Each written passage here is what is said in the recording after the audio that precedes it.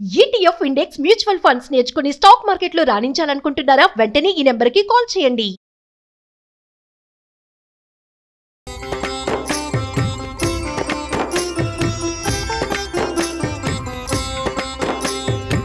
నమస్కారం.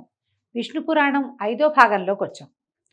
మారిష అయోనిజైన మారిషకి ప్రచేతసులు 10 మందికి వివాహం జరిగింది.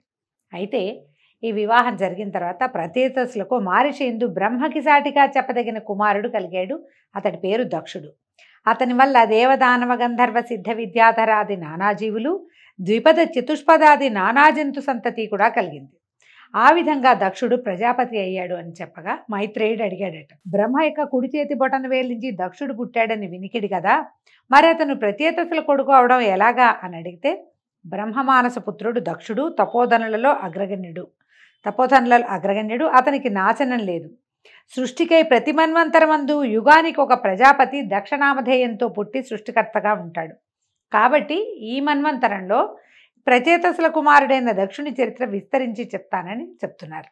ప్రచేతస పుత్రుడైనటువంటి దక్షుడు చాలా కాలం శ్రీహరిని ధ్యానిస్తూ అసాధారణమైన తపస్సు చేసి ఆ దేవుని వల్ల చరాచరభూత సృష్టికి కర్తగా వరం పొంది బ్రహ్మ అనుమతితో ఖేచర భూచరాదిభూత సృష్టి మానసికంగా చేశాడు. మనసులో అనుకున్నాడట, కానీ అది పెరగల. అప్పుడు భార్యా సంబంధం లేక సృష్టి పెంపు జరగదని ఊహించి వరుణపుత్రి అయిన అసిక్నిని పెండ్లాడి హర్యశ్వులు అనే కొడుకులను పెక్కుమందిని కన్నాడు. వారిని సృష్టి కార్యానికి నియోగించాడు. ఆ దశలో వారి పనికి విఘ్నం కలిగించాలని వారి వద్దకు వచ్చి వాళ్ళ దగ్గరికి వెళ్ళాడట, కుమారుల దగ్గరికి. ఏమయ్యా అవివేకం, దేశము కాలము పరిస్థితి తెలియక ఒక మూల కూర్చుని ఏం చేస్తారు, సృష్టికి వెళ్ళండి అని తన దారిన తను వెళ్ళిపోయాడట. అంటే ఈ వచ్చింది ఎవరు? నారదుడు వచ్చి వీళ్ళకి అడ్డం పడ్డాడనమాట. ఈ నారదుడి మాట విని వాళ్ళు నలుదిక్కులా చెదిరిపోయారు.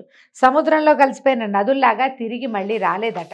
అప్పుడు దక్షుడు మళ్ళీ వైతరిణి యందు కుమారులను కని వారికి శబళాశ్వులు అని పేరు పెట్టి సృష్టి కార్యానికి నియమిస్తే మళ్ళీ మునుపట్లాగానే నారదుడు వచ్చి వాళ్ళకి ఏమేమో చెప్పి వెళ్ళిపోయాడు. వాళ్ళు కూడా నారదుడి మాట విని అన్నల్లాగానే చెదిరిపోయారు. ఎక్కడికి పోయారో చెప్పశక్యం కాదట. అందరు కొడుకులు పోయి తిరిగి రాకపోవడంతో ఆ తండ్రికి విచారం కలిగి ఇక చాలా దుఃఖంతో కోపించి తిట్టి మళ్ళీ వైతరిణి యందు 60 మంది కుమార్తెలని కన్నాడట. వారిలో 10 మందిని ధర్ముడు, 13 కశ్యపుడు, 27 చంద్రుడు, 4 అరిష్టనేమి, 2 బహుపుత్రుడు, 2 అంగిరసుడు, 2 కృతాసుడు పరిగ్రహించారు. ఎంతమందిని చెప్పారో చూడండి. ధర్ముని వంశమునందు పుట్టిన వాళ్లలో విశ్వకర్మ శిల్ప విద్యాపారంగతుడు. అప్పటికప్పుడు వివిధ రకాల దివ్యభవన నిర్మాణం చేసే దివ్యశిల్పిగా ప్రసిద్ధుడయ్యాడు. ఆ విశ్వకర్మ కొడుకే త్వష్టకు యొక్క కుమారుడు తపోధనుడు విశ్వరూపుడు. అతని సుతులు 11 రుద్రులు అని చెప్తున్నారు. ఇక కశ్యప ప్రజాపతి సంతానం చూడండి. అదితికి శుక్రుడు చక్రధరుడు పుట్టాడు. చాక్షుష మన్వంతరం యందు దేవగణాలలో ముఖ్యులు 12 ప్రసిద్ధులైన వారు పుట్టారు. వాళ్ళు వైవస్వత మన్వంతరంలో ఆర్యముడు, ధాత, త్యష్ట, పూషుడు, రవి, వివస్వంతుడు, సవిత, మిత్రుడు, వరుణుడు, అంశుడు, భగుడు, తేజుడు అని 12 ఉద్భవించారట. బహుపుత్రునకు 14 మంది మనువులు పుట్టారు. అంగిరసునకు రుచికుడు పుట్టాడు. బ్రహ్మర్షిగా ప్రసిద్ధుడయ్యాడు అతను. కృతాశ్వునకు దేవాయుధాలు కలిగాయి. ఈ అమర సమూహం బ్రహ్మదినమందు ఆయా యుగాలలో యజ్ఞభాగాలకి పుడుతూ ఉంటారు. ఇవన్నీ పురాణంలో చెప్పబడేవి. వీటి వివరాలు మనకు బాగా తెలియదండి, వినడమే. ఇక చెప్పేది విశిష్టమైన భక్త చరిత్ర. ఇదేమిటి? కశ్యపుని 2వ భార్య అయిన దితి యందు హిరణ్యాక్ష, హిరణ్యకశిపులు సింహిగా జన్మించారు. సింహిక విప్రజితి అనే రాక్షసుని భార్య అయింది. హిరణ్యకశిపునకు ప్రహ్లాదుడు, అనుహ్లాదుడు, సంహ్లాదుడు, హ్లాదుడు అనే 4 కుమారులు కలిగారు. వారిలో ప్రహ్లాదుడు పరమ భాగవతోత్తముడు. అతని చరిత్ర మనసుకి మాటకి అందని మహనీయ గుణ విశిష్టంతా కలిగి ఉంది. అతని చరిత్ర నాకు అందినంత వరకు చెప్తానన్నారు. హిరణ్యకశిపుడు బ్రహ్మను గూర్చి చాలా కాలం తపస్సు చేసి ముల్లోకాలకు తన దొరతనం కలిగేటట్టుగా బ్రహ్మ వల్ల వరం పొందాడు. సకలలోక భీకరంగా పరిపాలన సాగిస్తూ యజ్ఞభాగాలన్నీ తానే పుచ్చుకునేవాడు. దాంతో దేవతలు సుఖస్థితి గతి లేకుండా అయ్యారు. అలా ఉండగా ఒకనాడు మద్యపానమత్తుడై దివ్యమణిమయ సౌధమునందు కొలువు తీరి గురువులతోటి ఉండి ప్రహ్లాదుని పిలిపించి, కుమారా, గురువులు ఏం చెప్తున్నారు? శ్రద్ధగా రాజనీతి చదువుతున్నావా? ఏది ఒక పద్యం చదువు అనగానే ప్రహ్లాదుడు చదవవలసినదే చదివాడు. అంటే విష్ణు భక్తి కన్నా విష్ణు స్తోత్రం కన్నా నేర్వవలసింది ఏముంటుంది నాయనా అని తేలికగా అన్నాడు. కొడుకు మాట ఆ తండ్రికి శూలం పొడిచినట్టు వినిపించి కోపించి కళ్ళెర్రజేసి కొడుకుకి దగ్గరలో ఆసనాసీనుడైన గురువుని చూసి, ఏమయ్యా నువ్వు గురువా? జాతికి బ్రాహ్మణుడు గాని నీతికి కాదు, పసిపిల్లవాడికి నువ్వు చెప్పే విద్య ఇదా? ధనుజ కంటకుడైన ఆ విష్ణువుని గురించి చెప్తున్నావా? ఏమనాలి అని నిన్ను ఇక ఆయన నోటికొచ్చిన వాక్యాలన్నీ తిట్టిపోసాడు. తిట్టేసరికల్లా ఆయన అన్నాడు, ఆ గురువుగారు, నాయన నేను చెప్పేది విను, నీ కొడుకు సంగతి తోటి పాలుడికి తెలుసు, నేను నీ సంబంధమైన రాజనీతే చెప్తున్నాను, వింటున్నట్టు నడుస్తాడు, ఏమీ ప్రయోజనం లేదు, పాఠం అయ్యాక అవతలకెళ్ళి ధనుజవాలుడికి విష్ణువు గురించే చెప్తూ ఉంటాడు, ఏం చేయమన్నావు, నా తప్పేం లేదని గురువుగారు వాపోయి మొరపెట్టుకున్నాడు. హిరణ్యకశిపుడు కుమారుని అదిలించి, ఇదిగో ఈనాటి నుంచి గురువు చెప్పింది బుద్ధిగా నేర్చుకో, ఇంకా విష్ణువు అవి మా పేరెత్తదు, మన వంశానికి విరోధి అయిన ఆ విష్ణు ఘోష నీకు తగదు, మన ఇంటా వంట లేని బుద్ధి ఇది మంచిది కాదు, విష్ణువు నాకంటే గొప్పవాడు ఎందుకయ్యాడు, ఎక్కడో దాక్కుంటున్నాడు, ఈ ముల్లోకాలకి అధిపతిని నేను, నా పేరే జపం చేయాలని గట్టిగా బుద్ధి చెప్పి కుమారుణ్ణి గురువుతో పంపాడు. ఇంటికి వెళ్ళాక తర్వాత గురువు బుజ్జగించి ప్రహ్లాదుడికి, నాయన మీ నాన్న బ్రహ్మ గురించి తపస్సు చేసి ముల్లోకాలకి ప్రభువుగా వరం పొందాడు, విష్ణువు పేరెత్తితే ఒప్పుకోడయ్యా, కాబట్టి నీతి శాస్త్రం చదువుకో, విష్ణునామం వద్దు నీకు, శాస్త్రం చదువుకోమంటే ప్రహ్లాదుడు అన్నాడు, మా నాన్నకి పుట్టిన వెరితనమే మీకు కూడా అబ్బినట్టుంది, సకల లోకాధిపతి విష్ణువుని కాదని ఇంకొకడని చెప్పడం అజ్ఞానం కాదా? పాపకర్మలు చేసే ధనుజులకు పౌరోహిత్యం చేస్తున్నందువల్ల వాళ్ళ గుణాలే నీవు కూడా పట్టినట్టున్నాయి, ఇలాంటి నీ దగ్గర చదువుకోవటం నిజంగా తెలివి తక్కువతనం, నా నిర్ణయం ఒకటే, విష్ణువుణ్ణి కాదని చెప్పే నీ చదువు నేను వినేది లేదని ఖచ్చితంగా చెప్పేశాడు. ఈ మాట విన్న గురువు నోరుగా మెదపలేకపోయాడు. అయితే ఇంకా కొంతకాలం అయిన తర్వాత హిరణ్యకశిపుడు ఒకనాడు వినోదం చిత్తగిస్తూ కొడుకుని రప్పించి, శ్రద్ధగా శాస్త్రం చదువుతున్నావా, ఏవి 4 సూత్రాలు చెప్పు అని అడిగాడు. అడిగేసరికల్లా ఈ అబ్బాయి ఏమన్నాడు, మళ్ళీ ప్రహ్లాదుడు, శ్రీరమణీ మనోహరుడు సర్వలోక విఖ్యాత చరిత్రుడు పద్మనేత్రుడైన విష్ణుదేవుణ్ణి భజించిన ధన్యుడను, నాకు ఈ నీతులు గీతులు ఎందుకు తండ్రి అన్నాడు. అనేసరికి హిరణ్యకశిపుడు కోపంతో పళ్ళు పటపటా కోరికి నిప్పులు రువ్వే చూపులతో కొడుకుని చూసి, దురాత్మ, వంశానికి ముప్పు తెచ్చే దుర్మార్గుడు అయ్యావు, ధనుజాతికి మారకుడైన వారిని భజిస్తున్నావా? ఇతను పూర్వం ఈ విష్ణువు మొత్తం పాల సముద్రంలో నుంచి వచ్చిన ప్రతి వస్తువుని దేవతలకి అప్పచెప్పాడే కానీ ఒక్క వస్తువుని రాక్షసులకి దక్కనివ్వలేదు. దుర్మార్గుడు, ధనుజకంటకుడు, రాక్షస జాతికి అంకుశం లాంటివాడు, అతనిని నువ్వు పూజించడానికి వీల్లేదు, నేను నిన్ను చంపేదే ఖాయం, నిన్ను ప్రాణాలతో ఉంచేది లేదు, నువ్వు భజించే ఆ ధనుజ వైరి నిన్ను ఎలా కాపాడతాడో చూస్తానని కాళ్లతో కట్టి ఏనుగులతో తొక్కించి శూలాలతో పొడిపించి విషాన్నం పెట్టించి అగ్నికి ఆహుతి చేయడానికి ప్రయత్నించి ఎన్నో మారణ ప్రయత్నాలు చేశాడు. ప్రహ్లాదుడు మరింత తేజస్సును పొందాడు కానీ క్షీణించలేదు. అయితే ఈ హిరణ్యకశిపుడు ఏం చేయాలో తెలియక కుమారుడి వైపు చూస్తూ ఉండిపోయాడు. మళ్ళీ పిల్లవాడిని గురుకులానికి పంపించారు. కొన్నాళ్ళు గడిచాయి. మళ్ళా కొంతకాలం అయ్యాక ఈయన హిరణ్యకశిపుడు పిల్లాడిని పిలిచాడు. ఏమైనా చదువుకుంటున్నావా, కులోచిత విద్య నేర్చుకుంటున్నావంటే, నా బుద్ధి ఆ విష్ణుదేవుని భజనకే లొంగి ఉన్నది, అంకితం అయిపోయింది, లౌకికమైన కుల విద్య నాకు అబ్బదు, అది నాకు వద్దని హిరణ్యకశిపుడు చెప్పేసరికల్లా నిన్ను ఇంకా తుదముట్టించాల్సిందేనని తాళ్లతో కట్టి సముద్రంలో పడేసి పైన ఒక కొండని పడేయండి అని చెప్పాడట. వాళ్ళు ప్రహ్లాదుని తీసుకుని వెళ్ళి తాళ్లతో కట్టేశారు, సముద్రంలో పడేశారు. ఒక పెద్ద కొండరాయినైతే ఆ పిల్లాడి నెత్తి మీద విసిరేశారు. ప్రహ్లాదుడు చలించల, నారాయణ నామస్మరణే చేసుకుంటూ శ్రీహరిని తన హృదయ పద్మంలో ధ్యానముద్రతో ప్రతిష్ఠించి స్తుతిస్తూ హాయిగా ఉన్నాడట. గట్టున ఉన్న రాక్షస భటులు వింతగా చూస్తూ ఉండగా సముద్రం అలలతో పొంగి కొండను పక్కకు తొలగించి ప్రహ్లాదుని అలనలన గట్టుకు చేర్చేసింది. రాక్షసులు ఆశ్చర్యపోయారట. సర్వశక్తి సంపన్నుడైన శ్రీహరి సంరక్షుడై ఉన్న భక్తునకు కొండలు బండలు ప్రమాదకరాలు అవుతాయా? అవ్వవు. చంపడానికి నుంచున్న రాక్షస భటులు కూడా బెదిరి కొంత దూరాన ఉన్న చెట్ల కిందకి పారిపోయారు. ఆ సమయంలో గట్టున ఉన్న ప్రహ్లాదునకు శ్రీహరి అభయహస్తంతో ప్రత్యక్షమయ్యాడు. దేవుణ్ణి చూసినటువంటి ప్రహ్లాదుడు పరమానంద భరితుడై అనేక విధాలుగా భగవంతుని స్తుతించాడట. ఆ స్తుతి విన్న హరి ప్రహ్లాదుని ఒంటిని నిమిరి, నాయనా, నువ్వు బాల్యంలో ఉన్నవాడివైనా కూడా నీ తండ్రి చేసిన దారుణ కర్మకి బెదరకుండా మనసా నన్ను వదలక భక్తియుక్తుడివై ప్రవర్తిస్తున్నావు, నువ్వు కోరిన వరం ఇస్తాను అడగమంటే, అప్పుడు ఈయనేమన్నాడు, ఏ జన్మలోనూ నీ పాదభక్తి వదలని మనస్సు కలవాడనే ఉండేలాగా అనుగ్రహించు తండ్రి నన్ను అని అడిగాడట. ప్రహ్లాద, నీకు మరి జన్మ లేదు, నీ ఈ ప్రవర్తన విష్ణు భక్తులకు మేల్బంతి అయింది, ముక్తి నీ చేతి బంతి, పాపం నీ చుట్టుపక్కలకి చేరదు. కాబట్టి నా యందు నీ భక్తి గురించి అలా ఉండని ఇంకో వరం కోరుకోమన్నాడు. కోరుకోమంటే ఇప్పుడు ప్రహ్లాదుడు అడిగాడట, నా తండ్రి అహంకారంతో నిన్ను ద్వేషించి నన్ను హింసించాడు. నా ప్రార్థన మన్నించి అతని చెడుదనాన్ని పోగొట్టి పుణ్యాత్ముని చేయవలసిందిగా నా కోరిక. అంటే సరే, నీ తండ్రి పుణ్యమార్గం చేరే మార్గం నేను చూస్తాను.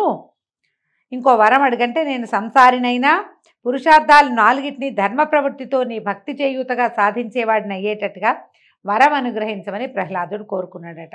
తథాస్తు అని ఆశీర్వదించి విష్ణుమూర్తి ప్రత్యక్షమై అదృశ్యుడైపోయాడు.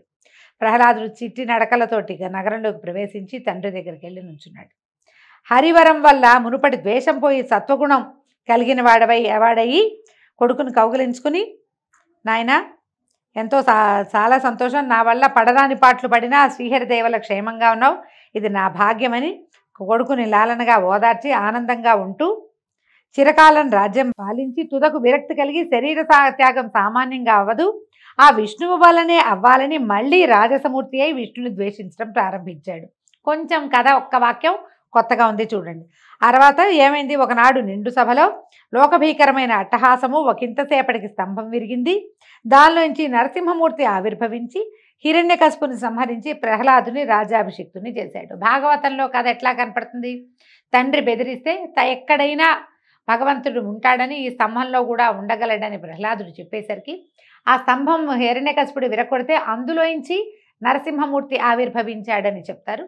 ఈ విష్ణు పురాణంలో కొంచెం భేదంతో పాఠభేదంతో ఇలా కథ చెప్పబడుతోందన్నమాట. తర్వాత హిరణ్యకశిపుడు నరసింహమూర్తి చేతిలోనే మరణించాడన్నది మాత్రం ధృవమే ఇందులో కూడా. తర్వాత ప్రహ్లాదుడు పెరిగి పెద్దవాడై చిరకాలం ధర్మ మార్గాన ప్రజానురంజకంగా పరిపాలించి పుత్రపౌత్రాభివృద్ధితో ఆనందంగా ఉంటూ వైష్ణవ భక్తాగ్రగణ్యుడిగా ప్రసిద్ధుడయ్యాడు.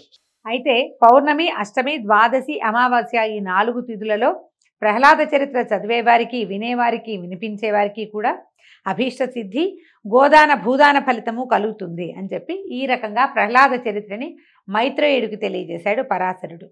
ఆ ప్రహ్లాదునకు సంతానం ఉన్నారు. విరోచనుడు, ఆయుష్మంతుడు, శిబి, భాస్కరుడు అని 4 కుమారులు. విరోచనుని కుమారుడు బలి.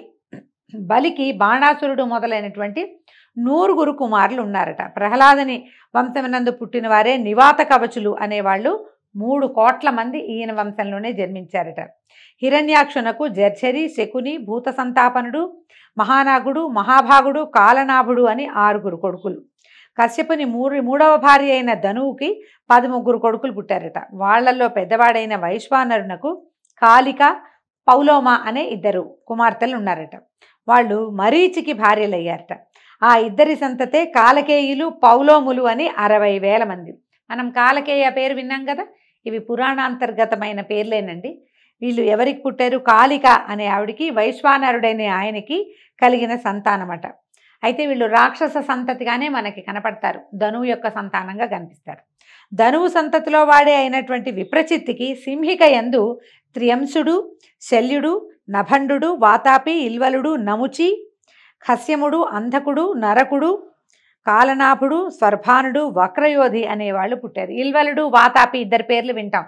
అగస్త్య మహర్షికి జీర్ణం వాతాపి జీర్ణం అని చేశాడని ఆ కథలో వాళ్ళిద్దరూ ఈ విప్రచిత్తికి సింహికా గర్భ సంభూతులుగా జన్మించారు. వాళ్ళు తార అనే దానికి శుకి, శేని, భాసి, సుగ్రీవి, శుచి, గృధ అని 6 కలిగారట.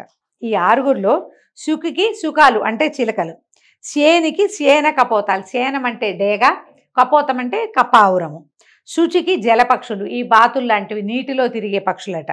తర్వాత సుగ్రీవికి అశ్వ, ఉష్ట్ర, గార్ధపాలు. అశ్వం అంటే గుర్రము, ఉష్ట్రం అంటే ఒంట, గార్ధమం అంటే గాడిదలు కలిగాయి. అంటే ఈ వీళ్ళకి మానవ సంతతికే వీళ్ళల్లో కొన్ని వరప్రభావం వల్ల జంతుజాలం కూడా, పక్షులు అవన్నీ కూడా వీళ్ళకే కలిగినాయి అన్నమాట. వినతకు అనూరుడు, గరుడు పుట్టారు. గరుడు సర్పాసనుడు, విష్ణువుకి వాహనమయ్యాడు. అనూరుడు సూర్యుడికి రథసారథిగా మారాడు. సురసకు 1000 లెక్కను విషపూర్ణములైన సర్పాలు పుట్టాయి. కద్రుబకు శేష, వాసుకి, కాలనాభ, శంఖ, పద్మ, మహాభోగ, శంభ తక్షకాదులు 1000 మంది నాగరాజులు పుట్టారు. వీళ్ళందరూ గరుత్మంతుడికి వసులయ్యారు. క్రోధవశ అనే దానికి క్రోధమూర్తులు, పెద్ద పెద్ద కోరలు కలిగినటువంటి క్రూర జంతుజాలాలు పుట్టాయి. సురభికి గోవులు, మహిషాలు పుట్టాయి. ఇలకు యక్షరాక్షసులు పుట్టారు. మునికి అప్సరోగుణ గణాలు జన్మించాయి. అరిష్ట సంతతి గంధర్వులు. కశ్యప వంశం ఇలాగా అనేక సహస్ర సంఖ్యను పుత్రపౌత్రాభివృద్ధి కలదై స్థావర జంగమ రూపాలతో లోకములందు నిండి ఉన్నది. ఇదంతా స్వారోతిష మన్వంతరమునందు శ్రీనాథుని రాజసగుణ కల్పితమైనటువంటి సృష్టి. అదితినందనుడైన ఇంద్రుని వజ్రాయుధమునకు దైత్యదానవ సమూహం బలికాగా దితి దుఃఖిస్తూ కశ్యపుణ్ణి చాలా కాలం సంతతి కోర్కెతోటి నిరంతరం సేవించింది. అది వైవస్వత మన్వంతరం. ఆమె సేవకు మెచ్చినటువంటి కశ్యపుడు ఏమి నీ కోరిక అని అడిగితే ఇంద్రుణ్ణి చంపి శచితో సహా దేవరాజ్యాన్ని ఏలే కొడుకుని ప్రసాదించు నాథ అని అడిగిందట. అడిగితే శుచిగా ఉంటూ నియమంగా వ్రతం చేస్తూ ఉండు, నీ కోరిక కలిగిన ఎట్లాంటి కోరిక ఉందో అటువంటి కుమారుడు కలుగుతాడని చెప్పింది. అశుచిగా ప్రవర్తిస్తే గర్భం నశిస్తుందని కశ్యపుడు పుత్రదానం చేసి వెళ్ళిపోయాడు. ఈ దితి సకల విధ నియమాలు పాటించి ప్రవర్తిస్తే గర్భవతి అయింది. ఇంద్రుడికి దితి కోరిక తెలిసి కపటపు భక్తితోటి సవతి తల్లికి సేవ చేస్తూ ఉండేవాడు. అమ్మ నువ్వు గర్భాల సత్తతో ఉన్నావు, నీకు నేను సేవ చేస్తానని చెప్పి ఆమె దగ్గరే ఉండేవాడు. ఒకనాడు ఏం చేసిందట ఈ దితి, ఒకనాడు భోజనం చేసి పాద ప్రక్షాళన చేయక లోపలికి వచ్చి గర్భాల సత్తతోటి, అంటే కడుపుతోంది, బరువుగా ఉంది మనిషి, ఓపిక లేదు ఆవిడికి, జుట్టు విరబోసుకొని పాన్పు మీద వాలి నిద్రాముద్రిత అయింది. అయితే చూడండి 2 దోషాలు. భోజనం చేశాక కాళ్ళు కడుక్కోకపోతే దోషం, మంచిది కాదు. జుట్టు విరబోసుకొని పడుకోవడం ఇప్పుడు సహజంగా అందరూ చేసే పని ఇది, కానీ ఈ పని చేస్తే తప్పనమాట. ఇదే సమయమని ఇంద్రుడు ఏం చేశాడట, సూక్ష్మ రూపంలో దితి గర్భంలోకి ప్రవేశించి లోపలున్న గర్భస్థ శిశువు కెవ్వమని ఏడ్చిందట. ఏడిస్తే మారోదీహి మారుదా మారుదా అంటే ఏడవద్దు, ఏడవకండి అని చెప్పి వజ్రంతో ఆ శిశువుని 7 ఖండాలుగా నరికి వాటిని మళ్ళీ 49 తునియలుగా చేసి బయలుపడి చడి చప్పుడు లేకుండా వెళ్ళిపోయారు. వెళ్ళిపోయేసరికల్లా ఈ 49 ఖండాలు 49 రూపాలు ధరించి ఏం చేశారట, ఈ స్రావం అయింది, వీళ్ళు సంతానంగా రూపొందితే ఆవిడ ఆ పిల్లలందరినీ ఇంద్రుడి వెనకాల ఉండండి, వాడి వల్లే మీరు ఇలా అయ్యారు కాబట్టి అని వదిలిపెట్టేసిందట. వాళ్ళు ఇంద్రుడికి తోడుగా అయ్యారు. వీళ్ళు ఆమె ఇంద్రుణ్ణి సంహరించాలన్న కోరికతోటి సంతానాన్ని పొందినప్పటికీ ఇంద్రుని వల్ల వేర్వేరు జీవితాలు పొందటం వల్ల ఇంద్రునికి సహాయకులుగా మరుత్తులుగా మారారట. ఆయనతో పాటే ఉండిపోయి మరుద్గణాలుగా ప్రసిద్ధి పొందారట. మునుపు పృథువును పరిపాలకుడుగా బ్రహ్మ నియమించిన తర్వాత ఆయా శాఖలకి అధిపతులుగా కొంతమందిని నిర్ణయించాడు. ఎవరెవరిని ఏ ఏ గణాలకి అధిపతులుగా బ్రహ్మచేత నియమించబడ్డారో ఆ విషయాన్ని రేపు ఉదయం తెలుసుకుందామండి. అంతవరకు సెలవు, నమస్కారం.